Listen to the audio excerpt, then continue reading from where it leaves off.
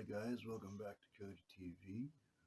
I'm Cody, and today we're going to be talking about Wednesday, seasons 1 and 2.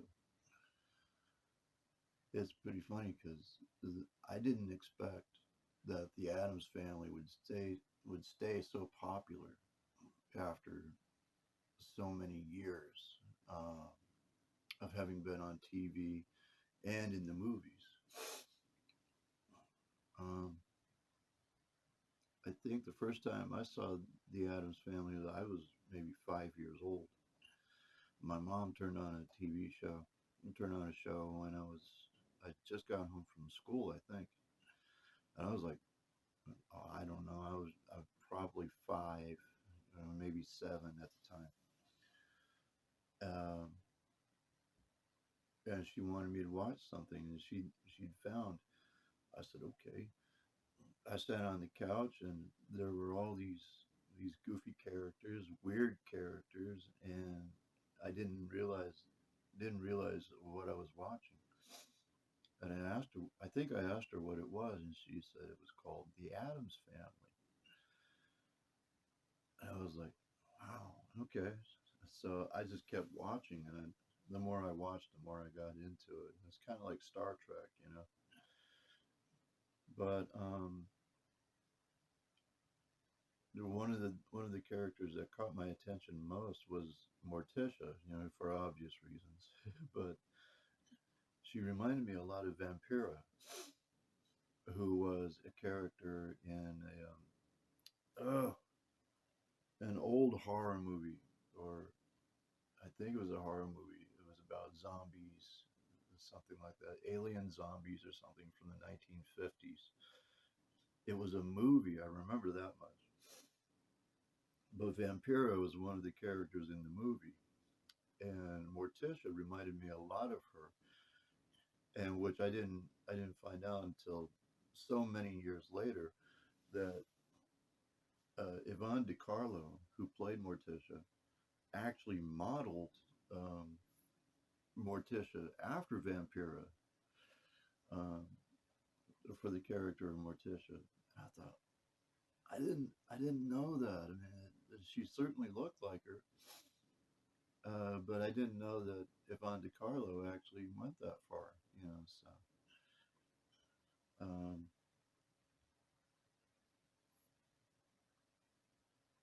or do I have my actresses mixed up? Let me.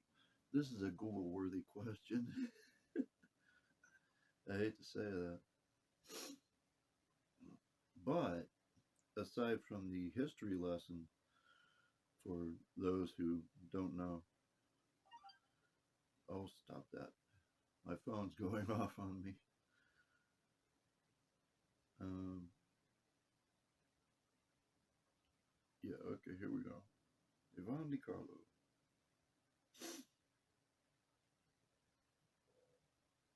Oh no, Yvonne DiCarlo was Lily Munster in the Munsters. Okay, so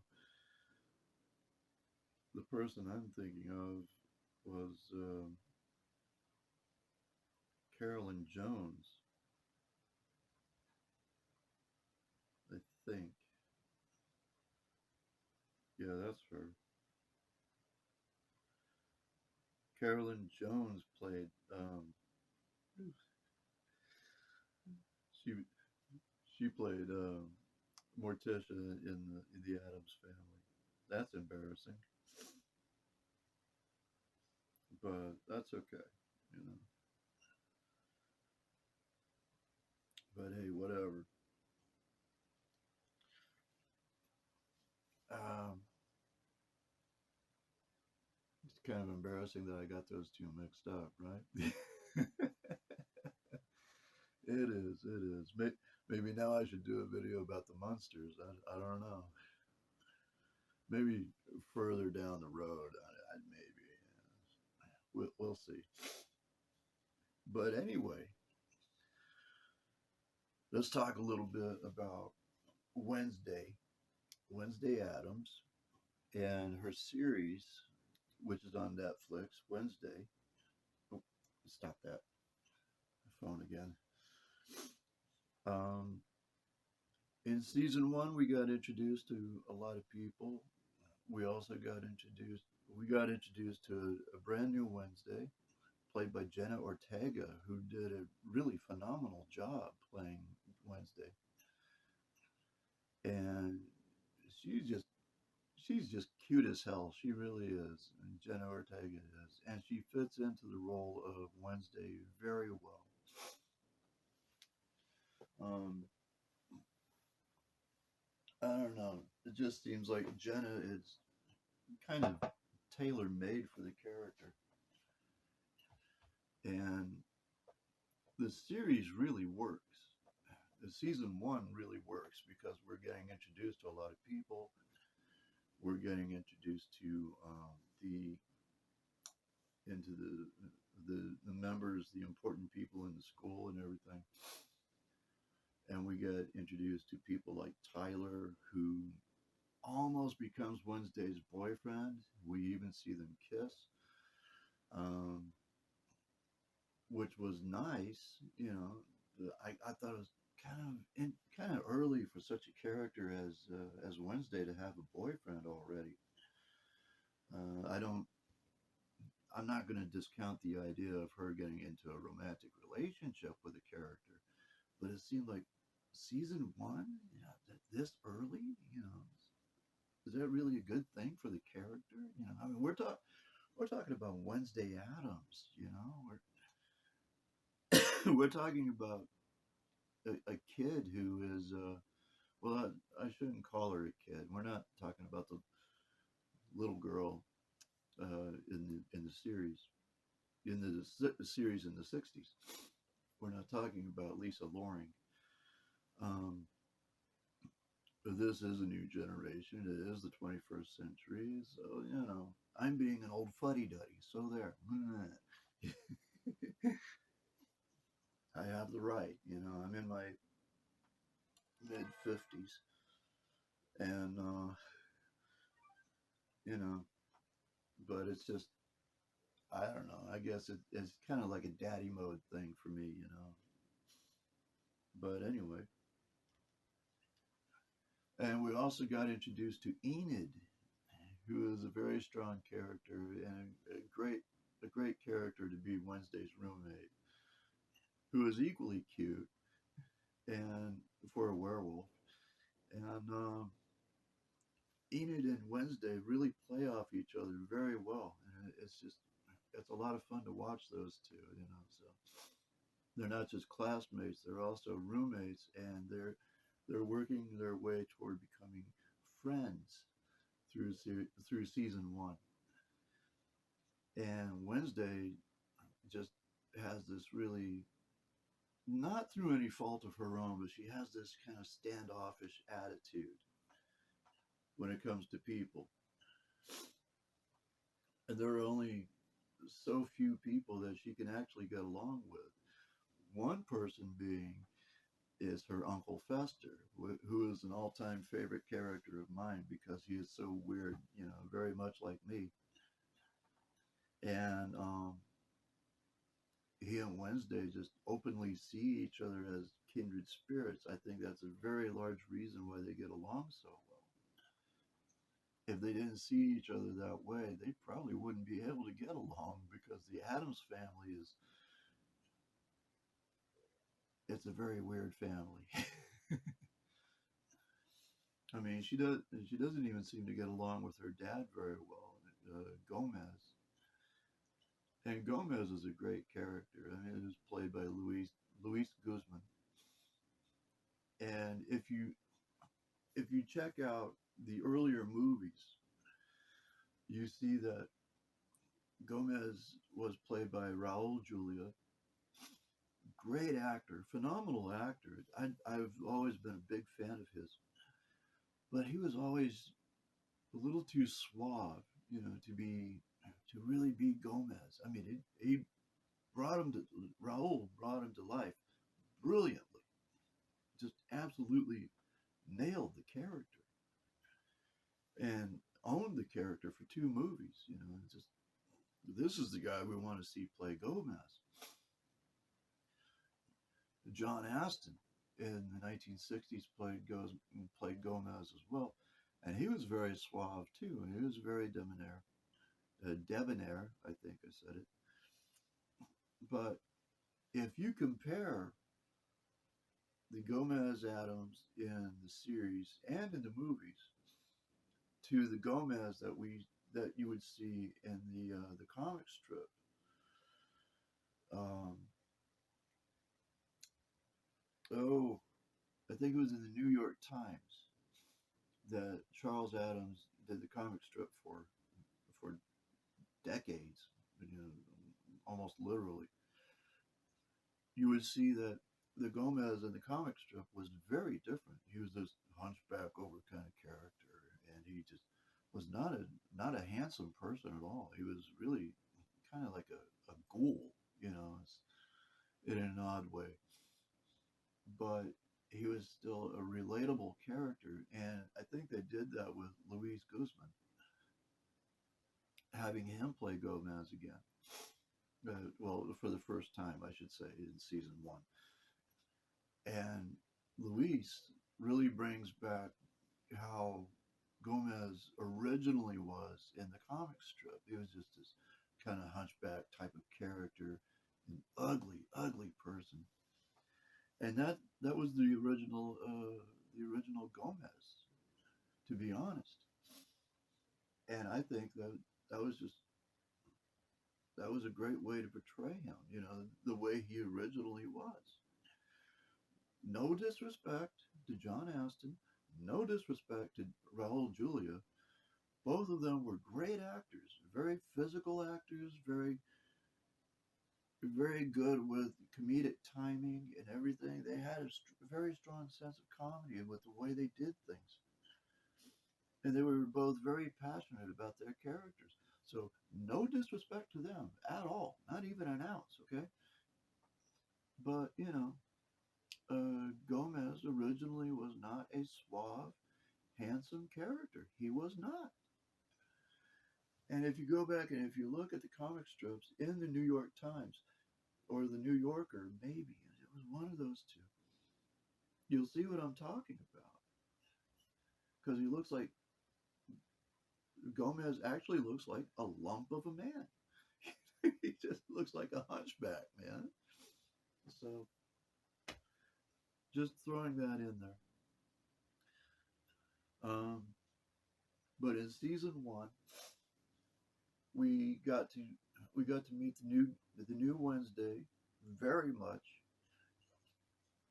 and we got to really enjoy how she just really develops as a character. You know, she starts out being, well, I mean, she's not she's not one to show emotions on her face very often, and when she does, she she really lights herself up with them, like with Enid at the end of a particularly brutal fight in which Wednesday almost gets killed, and Enid basically came to her rescue. And I remember this scene where Enid and Wednesday were coming face to face, and Enid is all covered in blood and everything, and there's all these people coming around and just kind of circling the two of them and all of this. And Wednesday was giving her a hard time, and about how Enid didn't have to do the things that she did to help her. And Enid said, "You don't have to ask when you're friends," and she's really trying to push, really trying to make Wednesday see that they are friends. You don't have to ask your friend for help. You know, and Enid she's on the verge of just falling to pieces. And for the first time in the entire season, aside from when she gets to see Uncle Fester and gets to spend time with Uncle Fester, we really see Wednesday showing emotion, showing a basic emotion, perhaps. But when she hugs Enid and she really means it, And she's like, I am sorry, you know, I am who I am what I am a very complicated person, I'm a very difficult person, but this is who I am, you know. And she doesn't say any of those things, but in that hug, you can almost see her saying things like that, and it's a very touching moment for them both. And Enid just hugs her to pieces, and Wednesday hugs Enid back, and she's hugging her tightly, but she's not going to hug her to pieces. But Wednesday does realize that this is somebody that is going to be there for her no matter what. And even she recognizes this. So it's a really great moment in the season for them. And oh, sorry, still having to deal with sinus problems. And it is a great scene to finish that season with. So we finished off season one with Tyler being arrested and on his way to jail. But also at the end of season one, we see his eyes changing, and everybody knows he's Tyler O'Hyde, right? Is Dr. Jekyll, Mr. Hyde. And the last thing we saw of him was that he was changing right there while he was in custody in that armored car. So, season two promises to be very interesting because exactly what happened to Tyler after he changed. I don't think he stayed in custody very long. It's kind of hard to say, um, but it's going to be very interesting to find out. We also know that at the end of season one, Wednesday was getting photographs from her stalker, who had been sort of in sort of in contact with her, but not really. But the thing is, he already has access to her social media and things like that. And he's sending her pictures of her talking about, no, talking to Tyler and talking to another character who was a potential boyfriend. I forgot what his name was. Shame on me. But the thing is, this is a stalker who is absolutely going to be coming after her. At what point he will be, we don't know. Um, Christina Ricci may be coming back as Tyler's controller or handler, however you want to look at it. But if she stays out of the series, we don't know what Tyler is going to be able to do. He may not be in control anymore without her around. So that's going to make for a very interesting story. The relationship between Wednesday and Enid is going to be interesting now that they are going to be allowed to be friends openly, but there are rumors that season two will be showing them becoming more romantically involved. They might possibly become girlfriend and girlfriend, but this is a rumor. This is a loose rumor right now. And I have to agree with a couple of people that reviewed the idea. And they said, well, we can't really have somebody like Wednesday in a romantic relationship this soon because it might be damaging toward the character to get into a relationship this early as it would have been too soon in season one. And Wednesday doesn't really do romance. She doesn't really fit into the idea of, well, I'm a very romantic person. No, she's not. She's dark, she's morbid, she is lovable, but she is somebody that people would have to be very careful with, and she's just not really ready for that kind of thing. Wednesday is not ready for that kind of thing. Enid might be, maybe in another season, but Wednesday, whew, you got to be careful around that girl. Um, so season two is going to be interesting. I didn't read anything new about the headmaster or the headmistress of the school of Nevermore. She will be, she will still be in the series from what I've read. And let's see whether Morticia and Wednesday will actually get closer together as mother and daughter, because we found out that Wednesday does have a certain amount of psychic powers thanks to season one.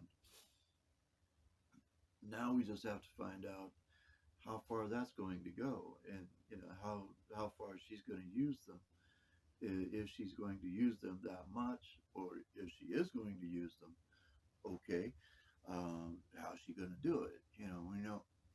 We know she can go to different places through somebody else or someone else, like maybe a ghost, or the spirit of a dead person can inhabit her, and Wednesday can see their history, you know, which will be very interesting to see.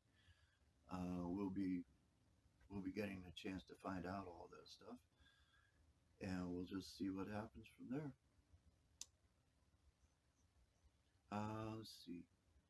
Uncle Fester and Thing, I have no doubt they'll be back in season two. I mean, you can't have a show like Wednesday and not have Uncle Fester, man. I mean, come on. Uncle Fester was one of the great characters in the series. Thing, it's the same thing. You,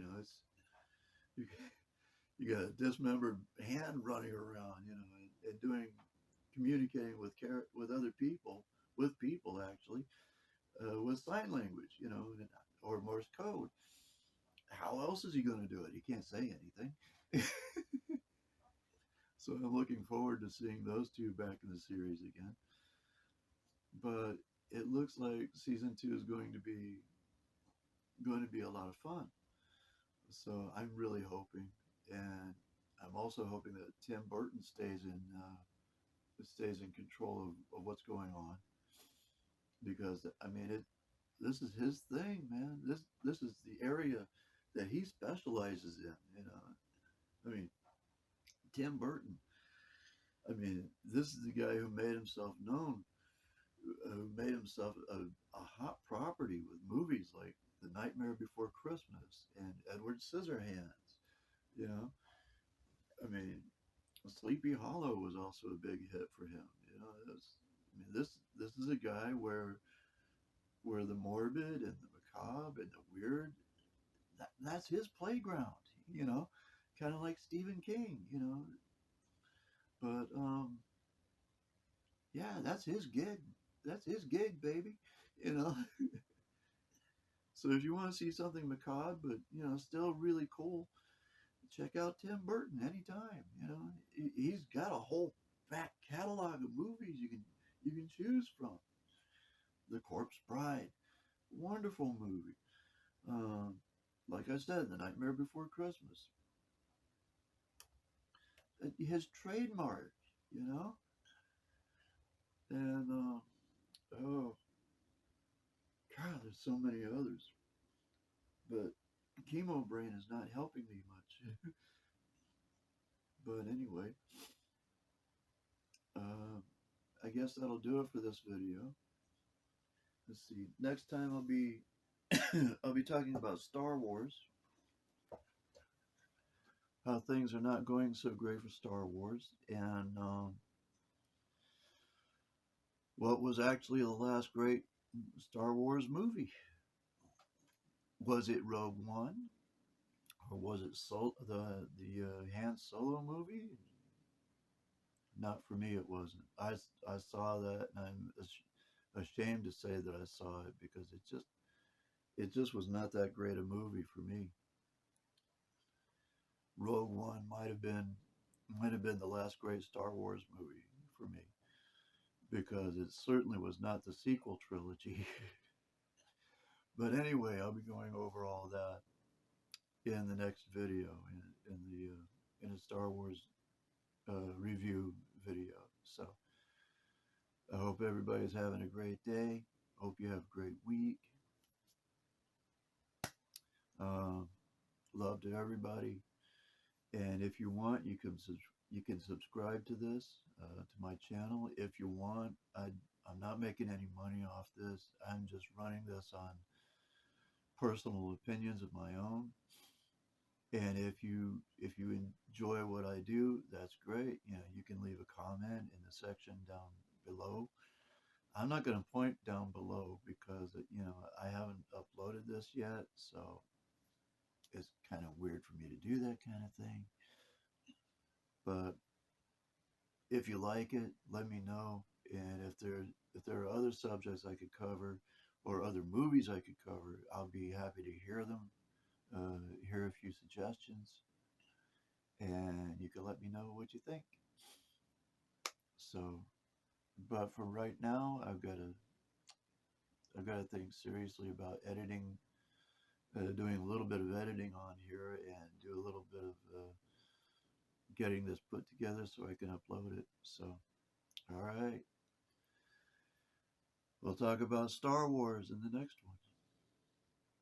Everybody have a great day. God love you. All right. Bye-bye.